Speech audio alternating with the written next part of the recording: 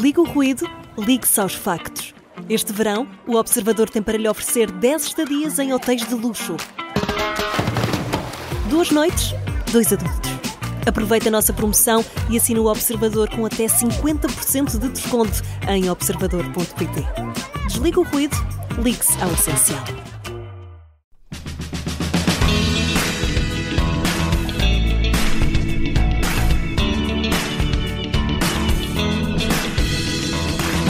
A minha convidada de hoje é uma mulher de vários talentos ligados à cultura.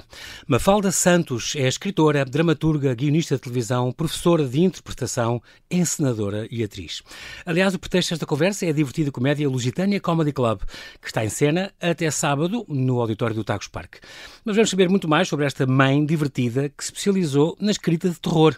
Quis ser jornalista como o pai, mas acabou seduzida pelo teatro e pela televisão. Fez novelas, escreveu os sketches mais divertidos do 5 para a meia-noite e, em plena pandemia, tornou-se, por acaso, autora de histórias de suspense e de terror, distopias apocalípticas, uma ficção especulativa e intensa, a que ela chama thrillers surrealistas, uma categoria que ela própria inventou e que encaixa muito bem no que ela faz.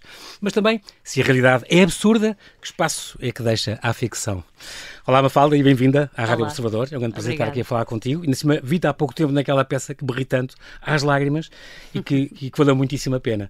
Tu tens, antes de começar esta conversa contigo propriamente dita, vamos homenagear o teu pai, porque o teu pai é uma pessoa extraordinária, que foi jornalista no Diário de Notícias, na capital, um éborense de Gema, que chegou a ser preso. Ele foi presidente do sindicato dos jornalistas, era um grande lutador e ensinou-te muitas coisas boas, como os valores, com certeza, da liberdade.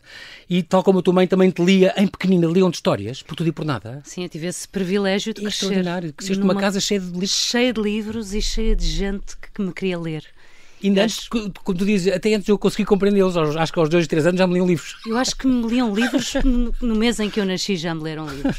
Tenho essa noção de ter sido um hábito, aliás, que eu, quando fui mãe, comecei a praticar também com o meu filho. Sim, muito bem. E, aliás, ele é teu aluno no teatro, não é? É meu aluno, nas tuas aulas sim. De teatro. Como é que é ser mãe do... Não favoreces imenso em relação aos outros? Tens esse cuidado? Não, sou pior, sou muito mais exigente com ele por ser meu filho. Aliás, ele queixa-se disso, mas enfim, ossos do ofício. Muito bem. O teu pai, então, tirou o 7º ano, ainda como aluno noturno, e trabalhou em Tiporf, como tu gostas de contar isso, em Évora, veio para Lisboa. Em 2 anos já era um jornalista de peso extraordinário, assim que se vê o talento. De facto, o talento é inato na tua família. E depois teve esta coisa triste de o Covid levou-te numa altura em que era complicado, sempre foi, não é? Mas ainda não havia vacinas e estava num lar e, portanto, com toda esta complicação de não se poderem despedir dele. Sim, foi terrível. Ter uma dor de alma tremenda. Foi distópico. Exato. Não poder visitá-lo, não poder enterrá-lo, não poder despedir. Nada. Ele estava num lar, mas nós visitávamos-lo todos os dias. Ainda foi antes dos acrílicos e daquelas coisas? Não. Quando deixámos de o ver, deixámos de lá poder entrar. Portanto, foi antes de tudo. Sim. Então foi muito estranho. E para o meu pai, imagino que tenha sido terrível. Sim, claro. Porque ele tinha lá a família todos os dias e, de repente, de um dia para o outro... Deixou de os poder ver. Desapareceram. Ele estava no início de uma demência que estava a progredir. E imagina a confusão que ele deve ter sentido. Claro, coitadinho. Ou então, se calhar, também não se apercebeu. Apercebeu, porque ele ainda estava no domínio das suas faculdades, já começava a perdê-las, mas deve ter sido foi muito duro para nós. Naqueles intervalos de lucidez e coisas, a sua terceira que se apercebe. Eu gosto de pensar que, se calhar, nem passou por isso, mas passam, não é? Passou, certamente que passou, e foi... Se eu soubesse o que sei hoje, tinha entrado, tinha-me despedido do meu pai, depois que me prendessem se quisessem. Exatamente. Mas como não sabia... Ou que apanhasse Covid e depois logo se vê, porque iam aparecer vacinas, exatamente. E há outra coisa bonita sobre a tua infância. Tu cresceste numa casa que tinha um pequeno jardim. Sim. E ainda é das coisas que tu tens saudades e gostavas de ter. Ouvias os passarinhos quando acordavas? Tinha árvores de fruto, tinha um pequenino lago com peixes. Que giro. A minha mãe ainda vive nessa casa. Sim. E eu tenho o sonho, acalento esse sonho de um dia... E com o David e com o Vasco. Sim, viver para uma casa assim. Sim. Muito bem, mas é sobretudo esta casa rodeada de livros, esta cultura que te passaram sempre, que é extraordinário. Já o teu avô tinha sido livreiro na livraria mais antiga do mundo, ali na Bertrand do Chiado. Fizeste uma extraordinária investigação, deixa-me que te diga. Mas tu mereces, porque tu tens muitas facetas e muitas facetas bonitas.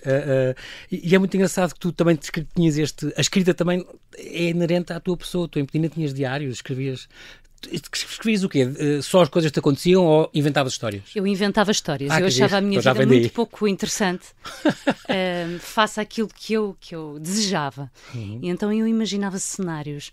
Eu imaginava sempre coisas muito...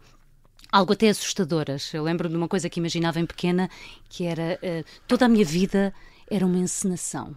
E quando eu me ia deitar, os meus pais, que não eram meus pais... eram os atores a fazer um papel? Eram atores, desmontavam, saíam da personagem. Então eu estava constantemente... Eu acho que...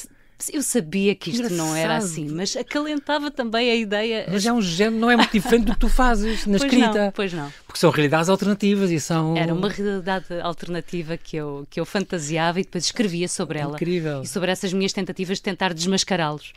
E depois é muito curioso porque tu és uma pessoa super... Eu tive visto numa comédia em que eu morri às lágrimas. És uma pessoa muito divertida, as pessoas te conhecem, dizem também que és. Muito divertida, também como mãe e tudo. E depois as tuas histórias são assustadoras. E tu... tens personagens, aquele Jaime, execráveis, pessoas terríveis, mas tu atrai-te isso, tu dizes, as pessoas não têm só uma camada, têm várias, e portanto os fins da Disney são da Disney, não acontecem na vida real, não é? Sim, as personagens com defeito, com ferida, interessam... Isso é o que te atrai. Isso é o que me atrai. Mas tu não adormeces com isso? Não, sabes que não. Não adormeces com os teus... Como a Isabel Allende que dizia, eu durmo com os meus personagens que não acordam de noite às vezes. Há livros em que eu adormeço sempre com as minhas personagens. Sempre. Isso é bom, para construir a história. Eu estou de olhos fechados a construir a história. Sim. E de manhã escrevo aquilo que construí na minha cabeça.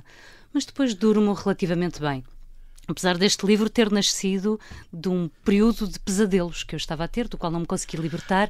Caramba! E então este livro nasce daí, dessa fase. Este último, aquilo que o Sono esconde? Exatamente. O da máscara, do Homem da Máscara, Sim. aquela capa. A capa é fantástica também, tiveste sorte aí. As capas vendem muito um livro, eu acho. Não é? Sim. E esta, como passas aquilo do baile de máscaras, não sei o quê, tem tudo a ver com isso. Esta é muito impactante. Isto já é da Suma de Letras, é uma editora que já este é o teu terceiro romance. Já vamos falar dos outros também, mas que engraçado, da Penguin, uma chancela da Penguin que te acolheu-te muito bem logo no primeiro. Tiveste uma grande sorte também. Ou então era muito bom. Não, eu tive... Ou as duas coisas. Tenho uma noção que não havia de ser mau, senão não o queriam publicar, mas tive uma grande sorte. Eu acho que vim ali preencher uma cota de mercado que estava em aberto. Autoras de terror. Autoras de terror nacionais. Exato. Não temos nenhuma, então olha. Não temos nenhuma, esta não é má, vamos a esta. Não, é porque é bom, é porque as pessoas gostam e de facto é um género diferente. Mas é difícil publicar em Portugal. Sim. Eu tenho noção dentro da conjuntura da sorte que tive e todos os dias agradeço por essa sorte. E mais, contos. Que é outra coisa difícil, só isso é difícil. Dificílimo. Eu adoro contos, eu pergunto sempre isso aos meus convidados quando vêm falar disso. Um livro de terror, de contos, o género, não só o género, não é muito bem quisto, como os contos também, infelizmente, lá fora é muito. Os ingleses adoram contos, mas contos não vendem muito, todos os editores queixam-se um bocadinho disso, não é um género que... Eu própria não era uma grande leitora de contos, há livros que gosto imenso de contos, mas não é o género que eu mais adquiro, que eu mais procuro. Sim. E foi um exercício de procura de luz numa fase de escuridão. Sim, estávamos em plena pandemia. Apesar do livro ter escuridão no título, Exato. Foi um farol. Conta-me escuridão. Estavas em plena pandemia, estamos em 2021, e que tu, 2021, quando escreveste, és casada com um artista plástico, David, que tinha uns quadros que... Isso foi um bocadinho a origem deste livro, não foi? Inspiraram-te, sugeriram-te histórias, aquelas pinturas dele? Não foram as pinturas dele, foram pinturas de famosos, de outros autores? De outros pintores? Pintores muito famosos, contemporâneos, que ele gosta. Ok.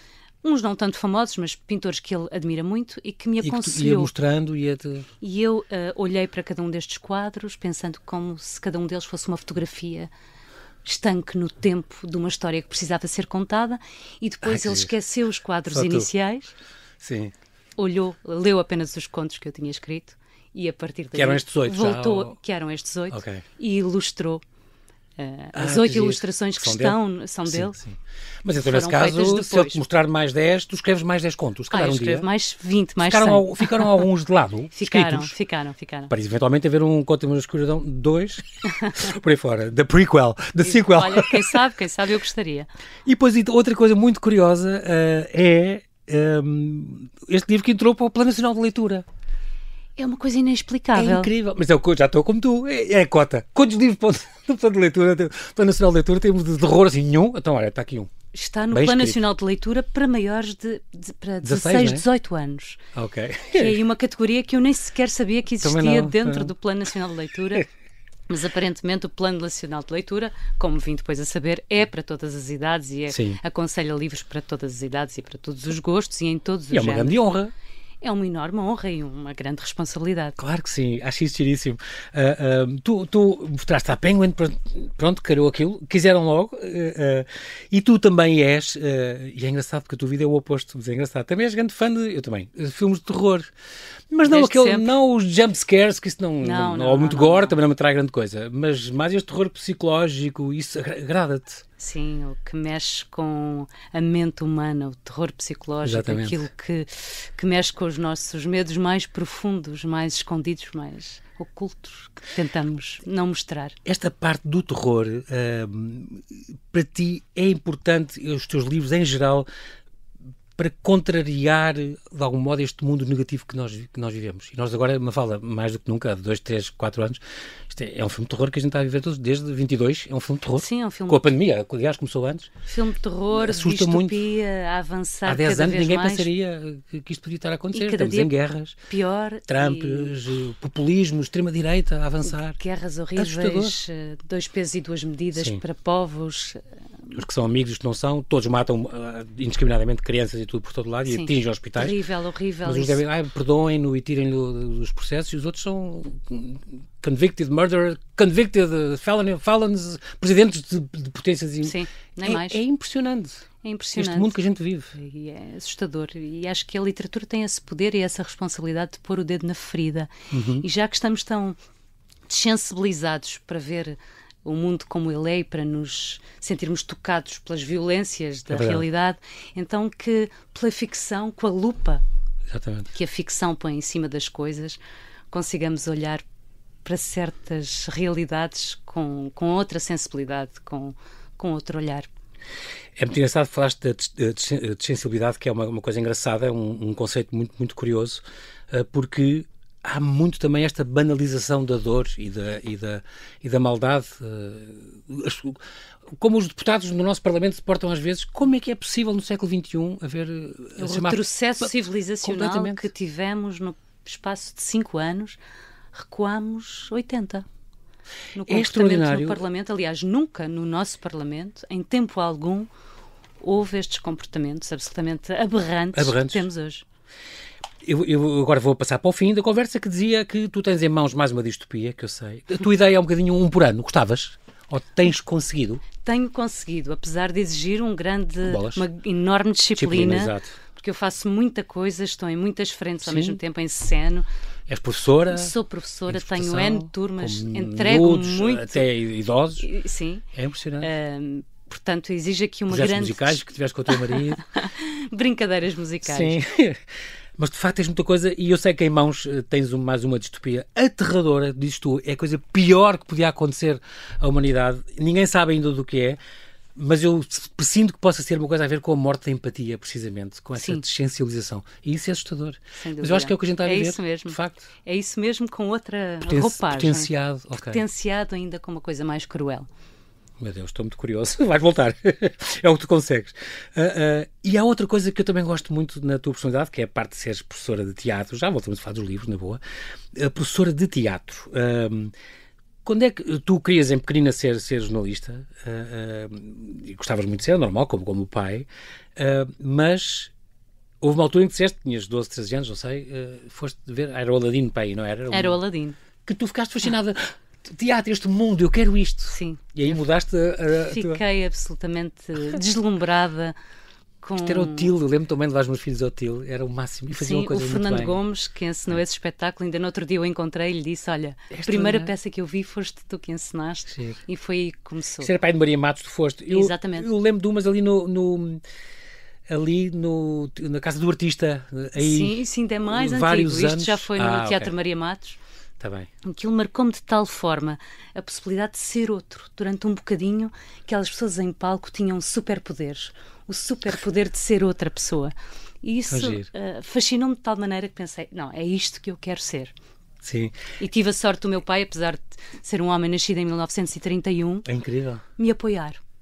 Nunca me disse que não.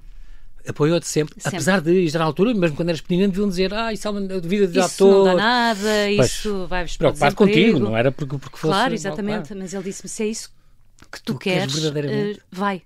E depois logo se vê, atira-te. Eu estou cá para te apoiar. Ainda bem que homenageámos o teu pai, começámos bem, então. Sim. Muito bem. Há outra coisa importante para ti, as leituras. Claro que tinhas a casa rodeada de leituras e tu leste muito. Saramago é e será sempre, como tu dizes, o teu escritor favorito. É de facto extraordinário, é um dos meus grandes favoritos também de longe. Os últimos talvez não tanto, mas todos aqueles grandes livros do princípio, todos extraordinários, as histórias que ele inventava. Também o homem sem cursos, sem não sei o quê, e começou a escrever tarde, mas de facto com uma capacidade de fabulação. Sim.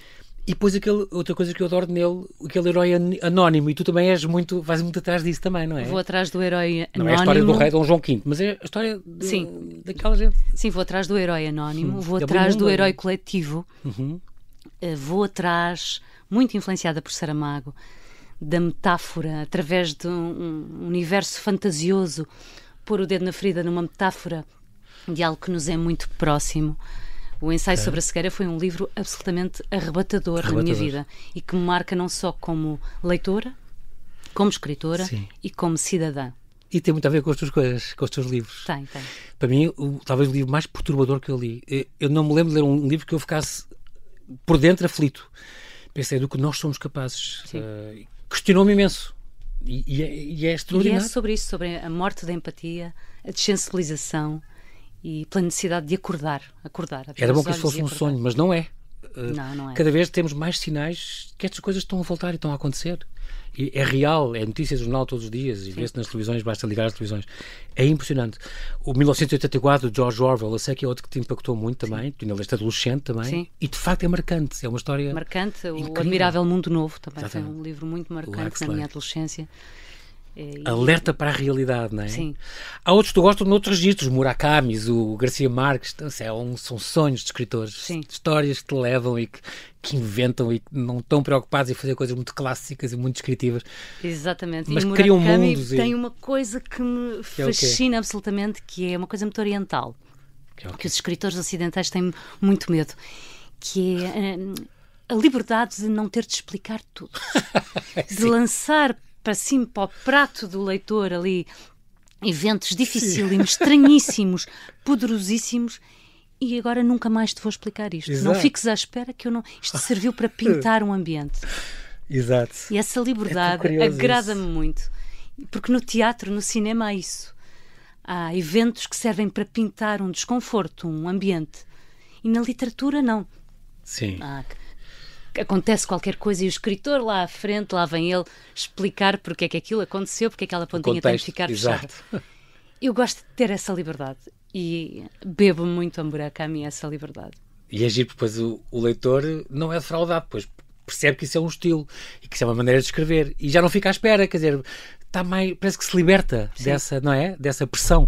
Mas porquê é que isto... E não tem que perceber o porquê que aconteceu. Mas a vida está cheia destas surpresas. Totalmente. Todos os dias. Assim, e molas a vida assim muito bem também. O que é que tem a magia do teatro? Ou que magia é que tem o teatro? Mafalda, o que é que o teatro tem como arte que não tem as outras artes? Todas são importantes, todas são diferentes. O teatro tem alguma coisa especial que é o quê? O teatro é a arte mais completa. Porque para quem a pratica, dota as pessoas, para já começando pelo intérprete, de um aumento da sua autoestima, do seu valor como pessoa, da sua capacidade de se relacionar com o outro, de o compreender, de ser empático, que passa para fora e passa para o espectador e trabalha muito com a verdade. É a única arte, a dança também, mas o teatro, por trabalhar com a palavra, trabalha muito a verdade, a sensibilidade.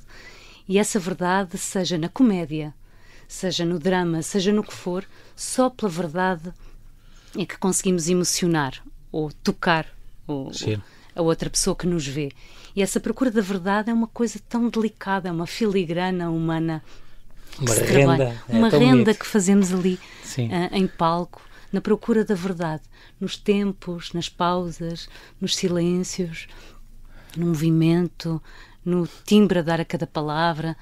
Isso é uma filigrana, uma renda que se faz e que toca muito fundo quem a vê, mais fundo do que diria qualquer outra arte.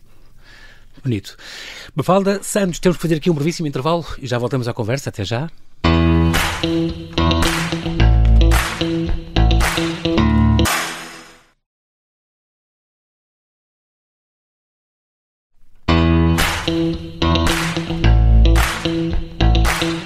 Estamos a conversar com Mafalda Santos. Ela é uma mulher de vários talentos ligados à cultura. É escritora, é dramaturga, guionista de televisão, professora de interpretação, encenadora e atriz. Pode vê-la até sábado à noite no Lusitânia Comedy Club, que está em cena no auditório do Tagus Park, ali em Porto Salvo, Oeiras. Estamos a falar, é uma vida que não é fácil ser ator ou ser atriz de teatro em Portugal.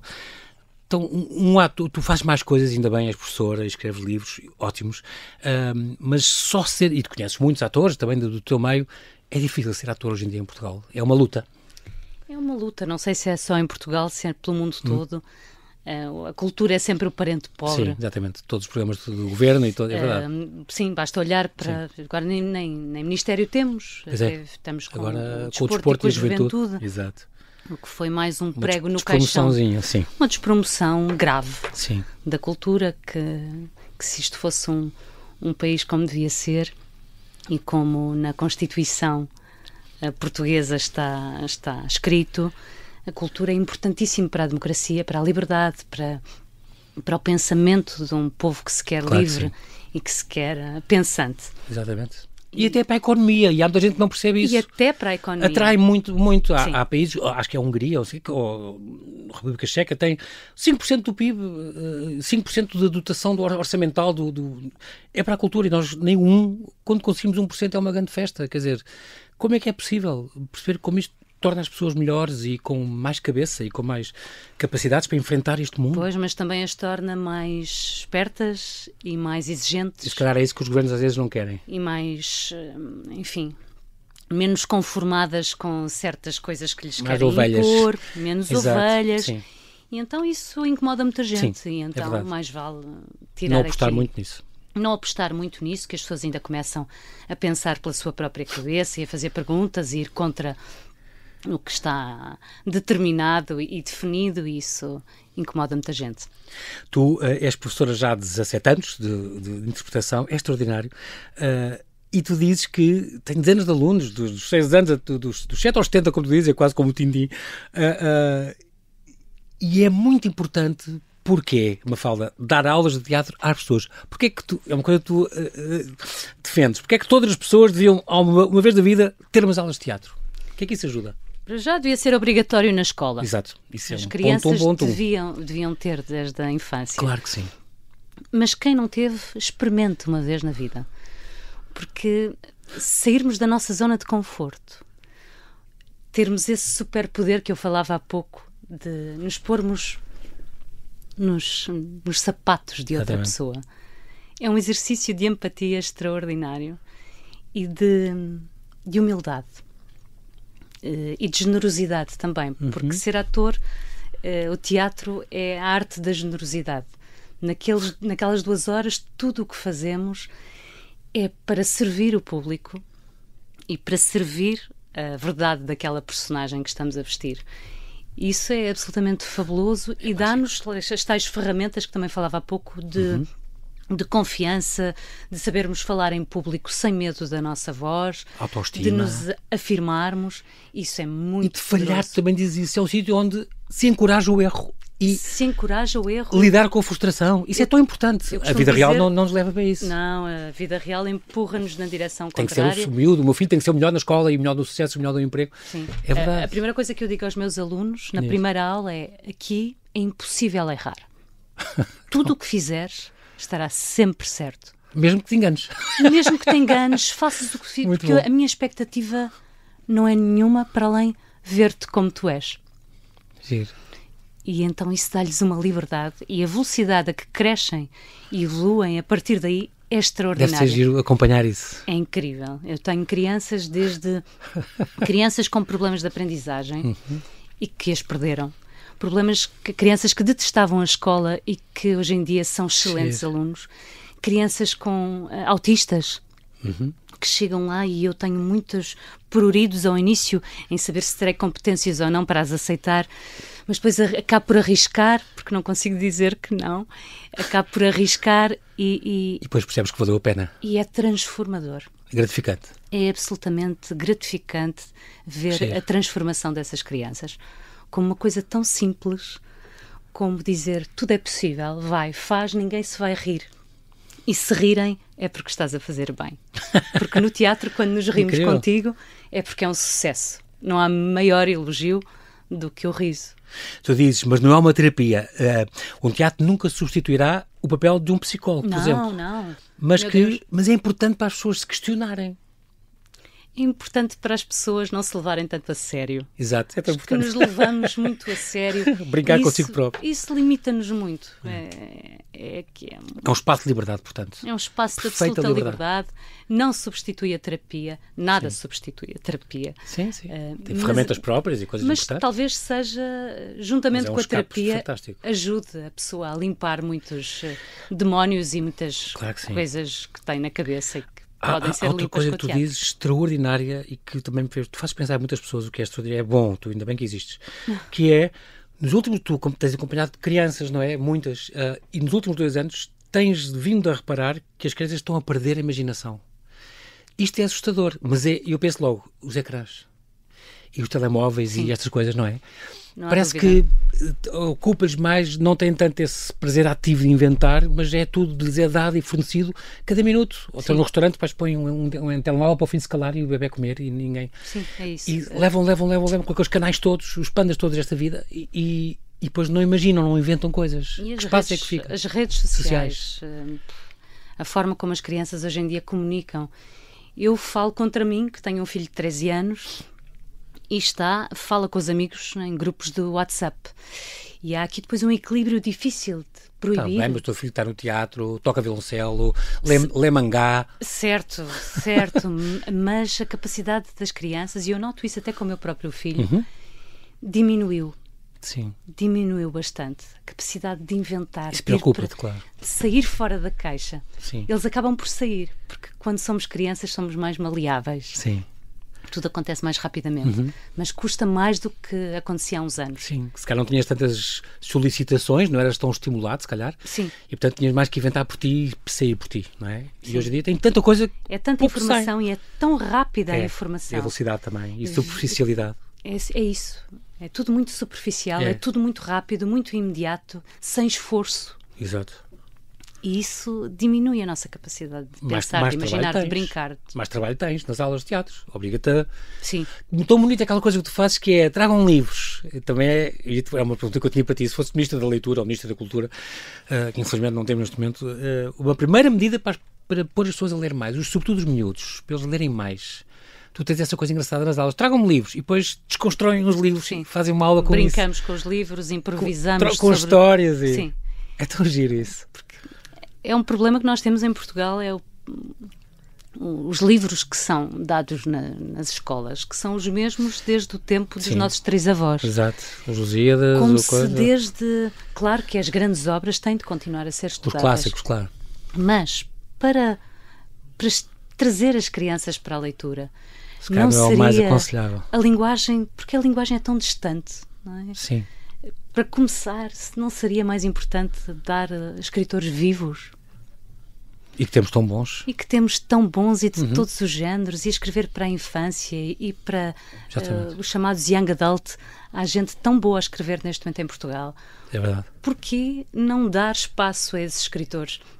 Eu costumo dizer que o Saramago, o Eça de Queiroz, a Agostina Bessa Luís não nasceram com 80 anos.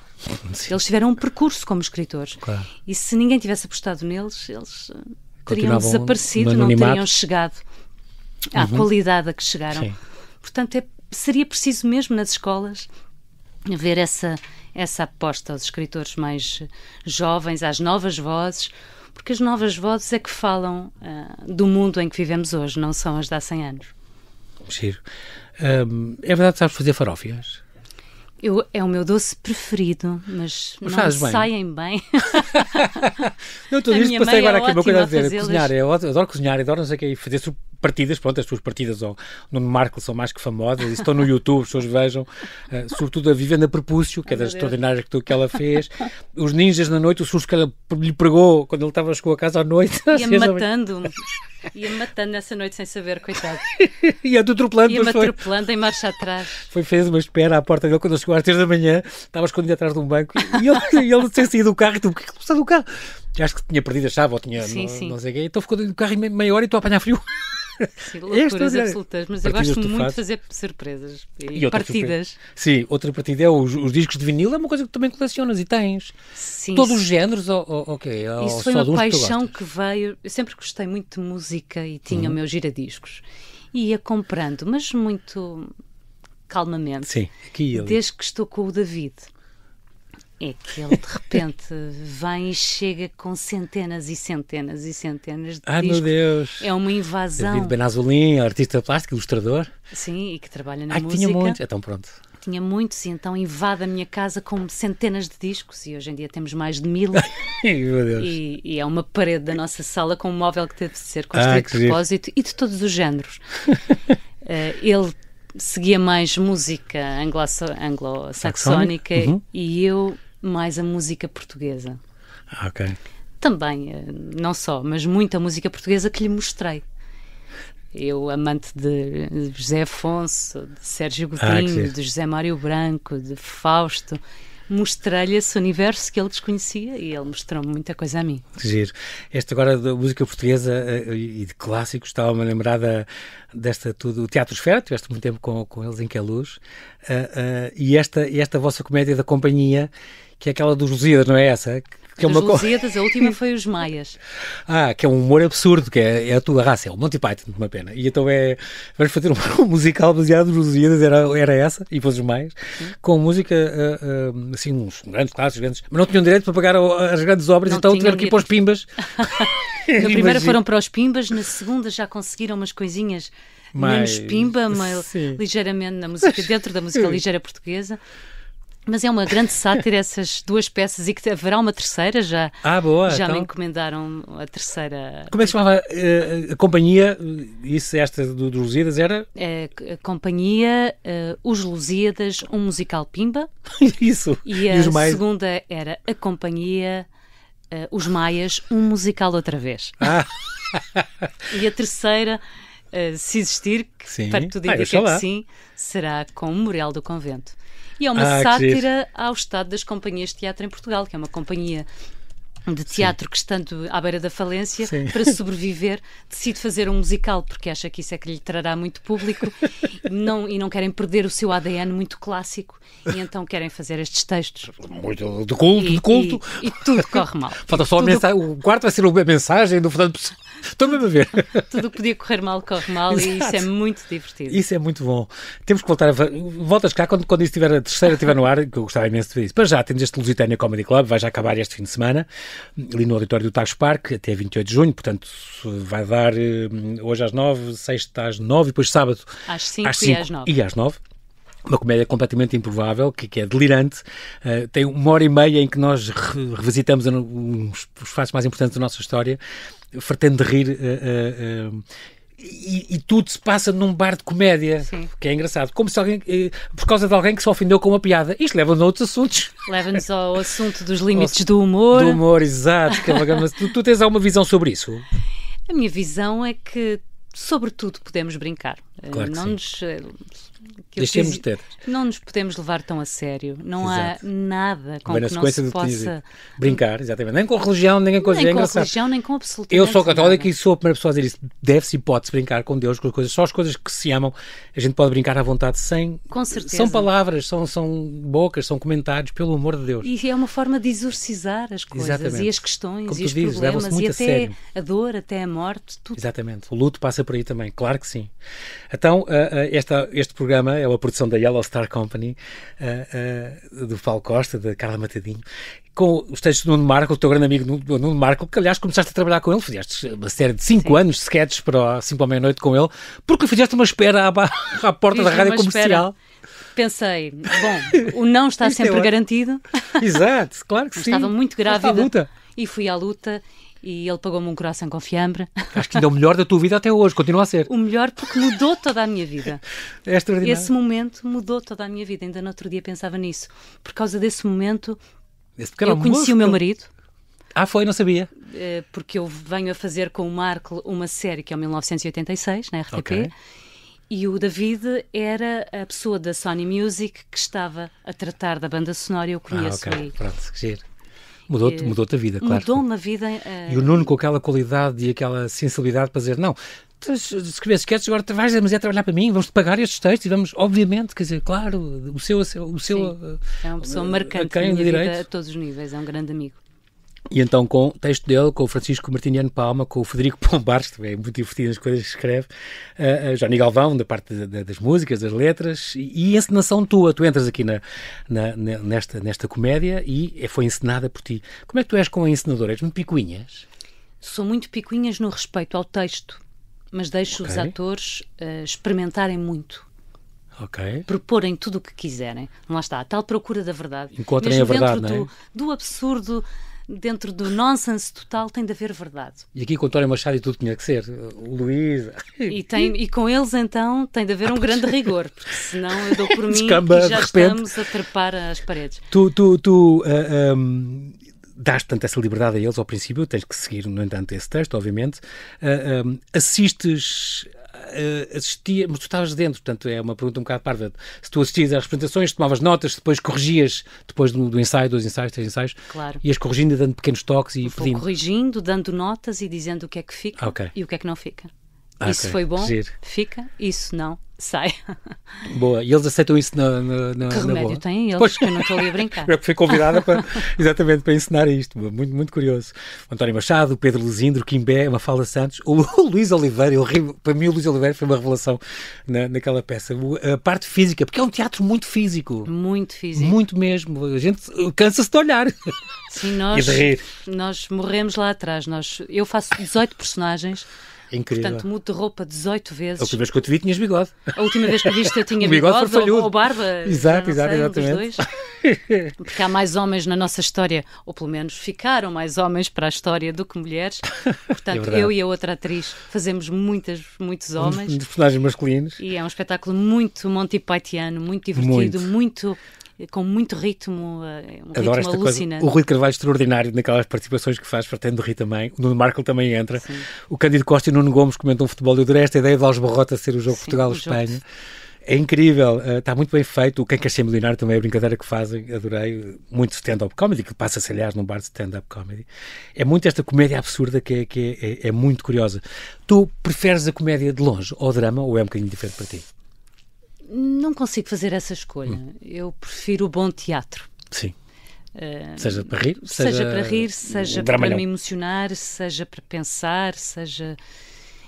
se começasse aqui a dizer quem são os meus autores preferidos de teatro, ia de um espectro muito largo. De um espectro ao outro. Quer cómicos, quer não cómicos. Sim. Portanto, o bom teatro está de ambos os lados, com uma boa literatura. Exatamente. Já agora, pois, isso é a velha questão do... Tu também és do Clube das Mulheres Escritoras. Sim. Mas é aquela velha história do Dia da Mulher que não devia acontecer. Está bem, mas infelizmente ainda é preciso. Ainda é preciso. Não é? Estes prémios Pessoa, que tu fazes isso, Prémio Camões, são em 20 e tal, Prémio Saramago, em 20 e tal, 22 edições. Há 2 mulheres, nenhuma portuguesa. É impressionante. Sim. O que faz pensar paradigmático. E há imensas mulheres a escrever em Portugal. E bem. Neste momento há mais mulheres a escrever em Portugal do que homens. Por isso há qualquer coisa estranha aqui ainda, não há? Não é assim tão estranho. Achas que continua a haver continua a haver um preconceito do leitor. Sim. Que olha para a mulher de uma forma diferente como olha para o homem. Uhum. A mulher é avaliada não só pela qualidade daquilo que produz, mas pela forma como se apresenta, como se veste, que idade tem, se sorri, se está mais séria. Pois. E são características que não são procuradas nos homens. É instintivo. Para os avaliar. É verdade. E eu tenho aqui convidados, às vezes, já me aconteceu, convidadas que são pintoras e que a primeira pergunta que lhes fazem é: o seu marido o que é que faz para a senhora poder pintar? Estás a ver o género? Sim. Isto acontece no século XXI, é agora. Claro que sim, e ela também ficou ofendidíssima, e é normal. Não é a primeira vez que me perguntam isto, diz ela. E não devia ser isto, não devia ser século XXI, pelo amor de Deus. Sim. Não é? Faz pena, mas é uma luta, portanto a luta continua, como dizia o outro. E com razão, não é? Comédia absurda, este cenário de café de stand-up, muito divertido. Fica aqui esta recomendação. Para já, este domingo acaba às 9 da noite, há de ser, este sábado acaba às 9 da noite a última sessão aqui no Tagus Park. Mas depois, no Festival de Tamaranto, vai acontecer em Amarante, dia 26 de julho, às 10 da noite, no Claustro do Convento de São Gonçalo. E depois, provavelmente em novembro, no Teatro das Figuras, em Faro, exatamente. Não é? E oxalá vá a mais sítios, porque pelo país todo, porque por acaso a Yellow Star Company faz muito isso, tem espetáculos que vão tendo em digressão pelo país, tem muito essa preocupação e é muito, muito importante isso, não pode estar tudo em Lisboa e no Porto. Sim, descentralizar. Muito importante. Democratizar a arte. O país não é só Lisboa. Pronto, Lisboa e Porto, e é importante que isso haja em todos os lados, mais datas virão, mas para já, no auditório do Tagus Park pode ver esta Lusitânia Comedy Club. Vale muito a pena esta brincadeira toda com a nossa história, desde a fundação até aos nossos dias. Passa por batalhas e invasões, conquistas e trações, anarquias e paixões, terremotos e revoluções e muita parvoíce natural, como diz o flyer. Muito bem, Mafalda Santos, o nosso tempo voou, foi muito bom falar contigo, deste-nos muitas dicas e parabéns pelo teu percurso tão variado, tão rico. Obrigada. Sorte tem o Vasco, sorte tem o David, que podem contactar com esta criatividade todos os dias. Ficamos à espera não só da tua próxima da companhia, como também do próximo romance. Agora fiquei curioso, esta próxima distopia, este thriller surrealista, como tu lhe chamas. Muitos parabéns pela tua carreira. Obrigada. Muito obrigado.